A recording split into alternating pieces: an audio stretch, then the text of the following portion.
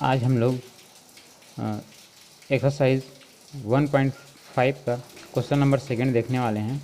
ये 11 क्लास का है। 11 क्लास का फर्स्ट चैप्टर सेट से हम लोग एक्सरसाइज नंबर 1.5 से सेकंड क्वेश्चन देखने वाले हैं।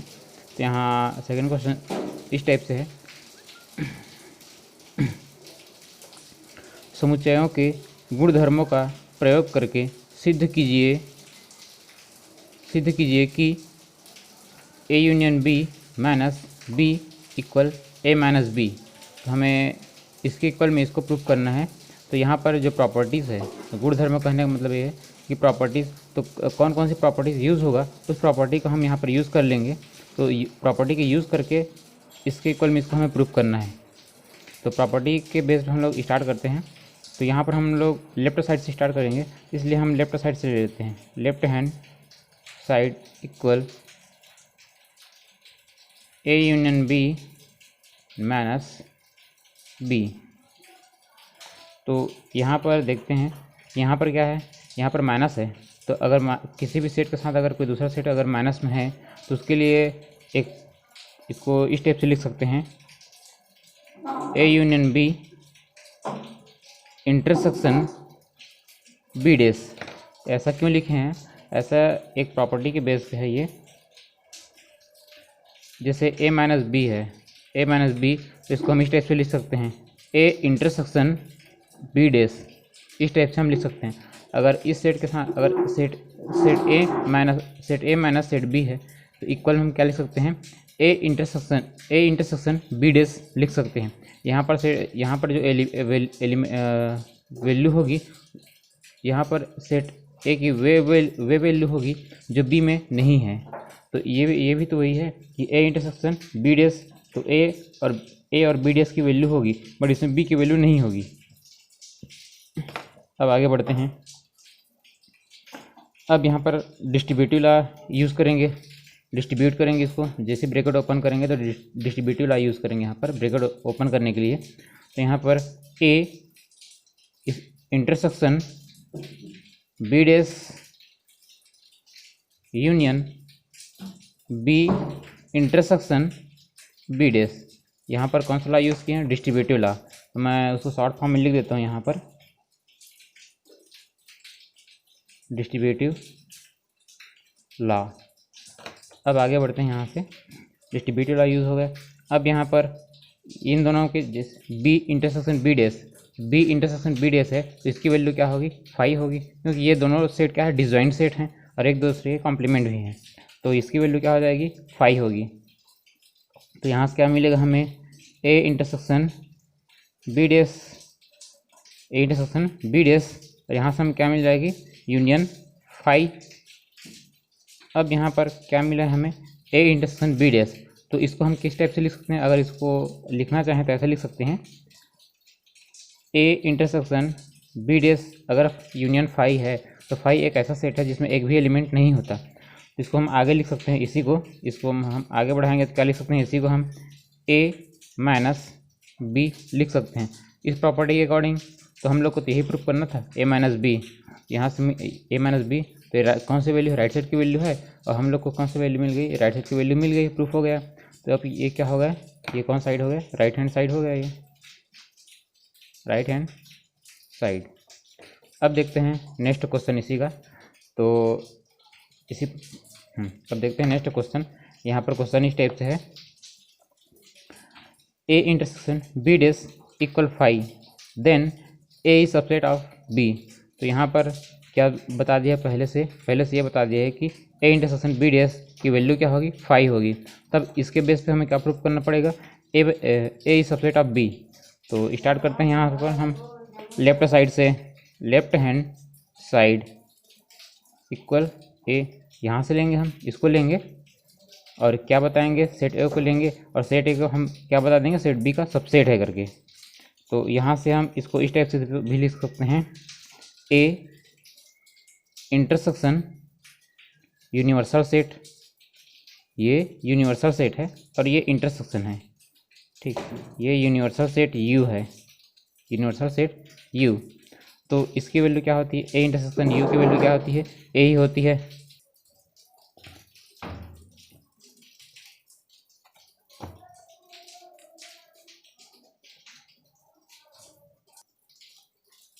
देखते हैं यहाँ पर क्या लिखा है, ए इंटरसेक्शन बी लिखा है।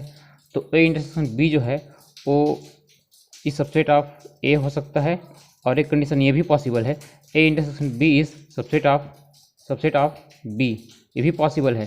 तो इसको हम ऐसा भी तो लिख सकते हैं कि यहाँ पर क्या कह रहा है कि ए इंटरसेक्शन बी ए के इक्वल हो सकता है, या तो ए का सबसेट होगा।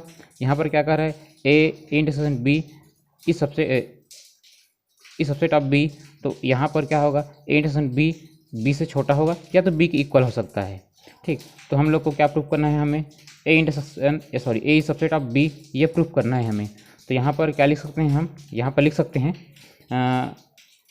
ए intersection B equal A intersection B equal A, या नहीं तो हम क्या लिख सकते हैं, इसी को ए इक्वल ए इंटरसेक्शन बी लिख सकते हैं।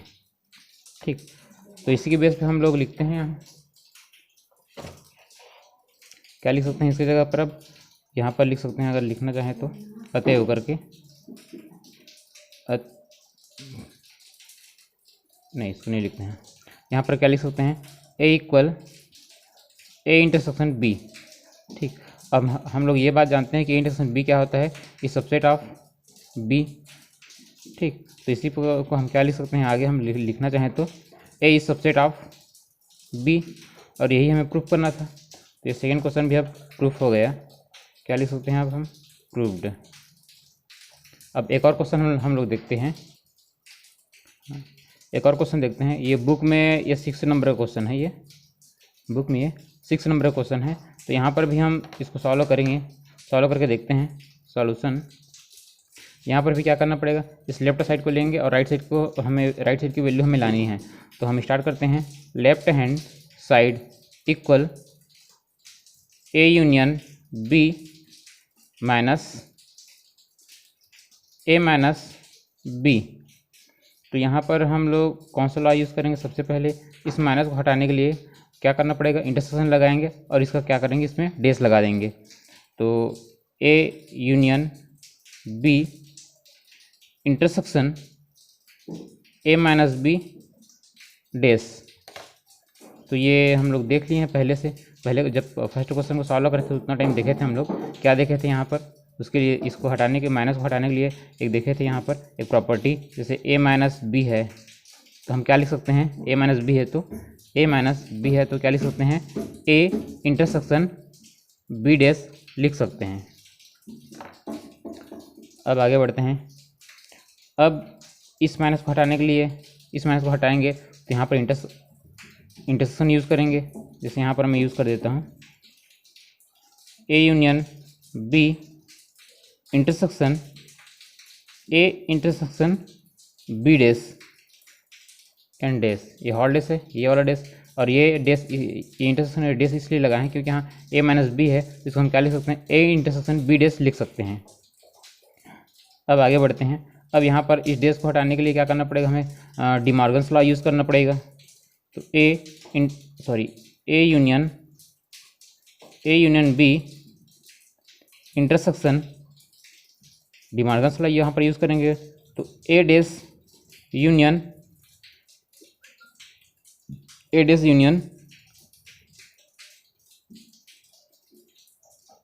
B dash and B double dash होगा बी में। ठीक, अब यहाँ पर क्या लिख सकते हैं, ये डी मॉर्गन्स लॉ यूज़ किए, यहाँ पर लिख सकते हैं, यहाँ पर डी मॉर्गन्स लॉ। तो यहाँ पर इसको सॉल्व करेंगे, क्या मिलेगा आगे, A union B intersection A dash union B, और किसी सेट में डबल डेस लगा, यहाँ पर जैसे बी में डेस लगा है उसके हॉल डेस फिर से लगा है, तो ये क्या होगा, यहाँ पर हमें बी की वैल्यू ही मिलेगी, क्योंकि बी का कॉम्प्लीमेंट, ए सिंगल डेस क्या होगा, बी का कॉम्प्लीमेंट होगा। अगर इसमें फिर से डेस लगाएंगे तो बी के कॉम्प्लीमेंट का कॉम्प्लीमेंट क्या होता है, बी ही होगा, इसलिए इसको हम बी लिखे हैं। अब यहाँ से हम डिस्ट्रीब्यूटिव लॉ यूज़ करेंगे, तो क्या मिलेगा हमें, A intersection A dash union B. यहाँ पर हम लोग डिस्ट्रीब्यूटिव लॉ यूज़ किए हैं। अगर इस यहाँ पर कौन सा लॉ, डिस्ट्रीब्यूटिव लॉ मैक्सिमम हम लोग ज़्यादा यूज़ किए हैं, तो इसके इक्वल में इसको लिखते हैं, तो जस्ट अपोजिट है, इसके इक्वल हम ये लिख सकते हैं, ये डिस्ट्रीब्यूटिव लॉ के अकॉर्डिंग। अब यहाँ से हम लोग क्या देखेंगे, अब आगे देखते हैं। अब ये देख लेते हैं, यहाँ पर ए इंटरसेक्शन ए डैश है, तो अगर कोई भी सेट उसके कॉम्प्लीमेंट के साथ अगर इंटरसेक्शन में होती है तो उसकी वैल्यू क्या हो जाती है, 5 हो जाती है। तो ये एक दूसरे क्या है, एक दूसरे का कॉम्प्लीमेंट है। इंटरसेक्शन यहाँ पर शो किए हैं, तो अगर यहाँ पर इंटरसेक्शन है, यहाँ पर इंटरसेक्शन है, तो इंटरसेक्शन है तब क्या होगा, यहाँ का एलिमेंट जो मिलेगा, तो यहाँ इन दोनों में तो एक भी एलिमेंट ऐसा नहीं है जो कॉमन हो, इसलिए क्या होगा, इसकी वैल्यू क्या हो जाएगी, 5 हो जाएगी। यूनियन बी, अब 5 यूनियन बी है, तो यहाँ पर क्या मिलेगा, यहाँ पर क्या मिलेगा, बी, क्योंकि 5 का किसी भी सेट के साथ अगर यूनियन होता है तो सेट मिलता है। ये भी आइडेम्पोर्टेंट लॉ के अकॉर्डिंग है। तो हमें राइट साइड की वैल्यू मिल गई, क्या हमें क्या लाना था, बी, राइट साइड में क्या लाना था, बी लाना था, यहाँ पर क्या मिल गया, हमें लास्ट में क्या मिल गया, बी मिल गया। तो किसकी वैल्यू हो गई, राइट साइड की वैल्यू हो गई, ठीक। और यही हमें प्रूफ करना था।